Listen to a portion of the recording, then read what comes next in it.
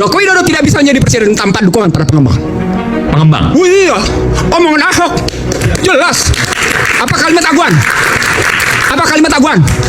Kami harus menyelamatkan muka presiden. Weh, ayo, ayo kita bilang. Dan menurut Anda itu adalah kerusakan. Anda bisa jelaskan bagaimana kerusakan ketika presiden dikuasai oleh oligarki? Gampang sekali. Kalimat intelektualnya adalah financialization. Yang kaya makin kaya, yang miskin makin miskin. Gampang. Mau bukti? Mau bukti? Mari kita bukti sekarang. Berapa SBN yang dikeluarkan oleh pemerintah? Siapa yang bayar? Anda termasuk membayar, Aiman. Sementara mereka makin kaya, Anda habis-habisan dimakan pajaknya. Orang-orang miskin ini yang membayar pajak itu untuk orang kaya. Saya tulisin yang kedua. Saya tulisin yang kedua. Dan Anda tidak bisa bantah. Karena saya bicara dengan data. Terjadi deindustrialisasi. Akibatnya PHK di mana-mana.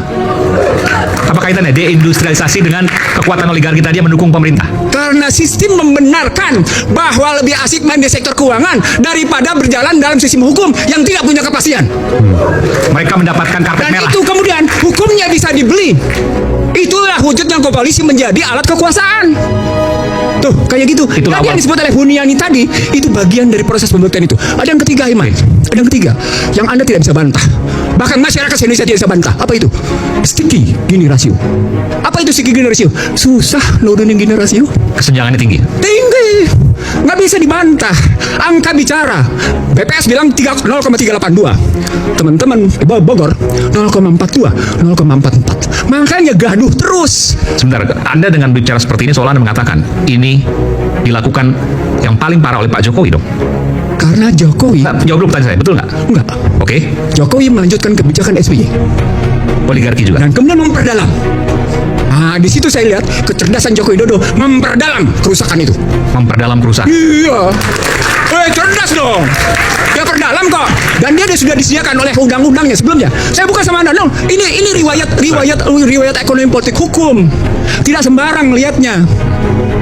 2507. Mungkin bisa Bung Iksan, mungkin bisa memperdalam itu dalam bentuk apa memperdalamnya? Memperdalam kerusakan. Kerusakan itu, karena ini kan juga ada tendensius untuk itu. Gitu. Ya, saya setuju. Saya akan buktikan sama Anda. Saya protes di Mahkamah Konstitusi Undang-Undang 2507 karena menempatkan azas non-diskriminasi, karena memberikan hak atas tanah 90 tahun, karena menyamakan posisi repatriasi, bebas menarik keuntungan kapan saja. Karena itu dihapus istilah PMBN.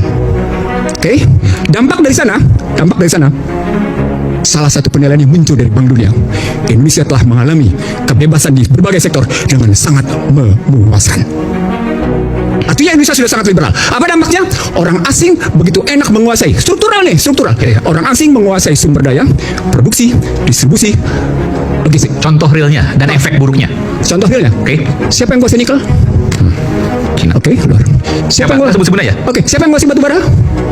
Luar. Sebagian orang dalam, tapi sebagian juga luar. Siapa yang menguasai emas?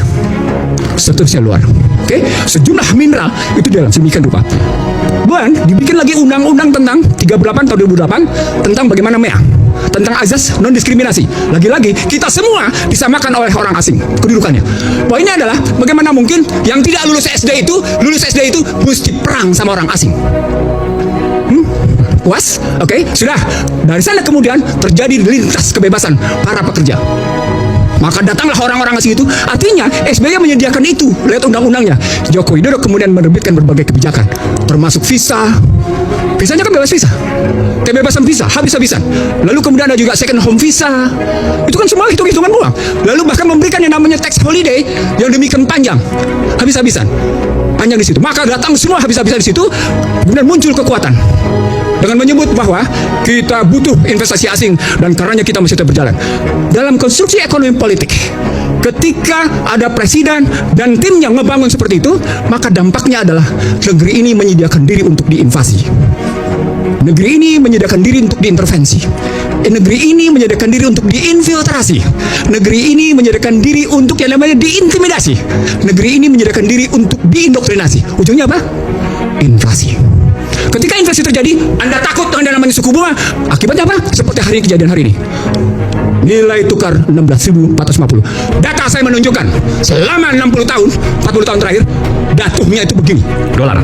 Rupiah. Iya, rupiah maksudnya terhadap dolar. Dolar. Habis. Sangat Artinya, curam sekali. Apa artinya?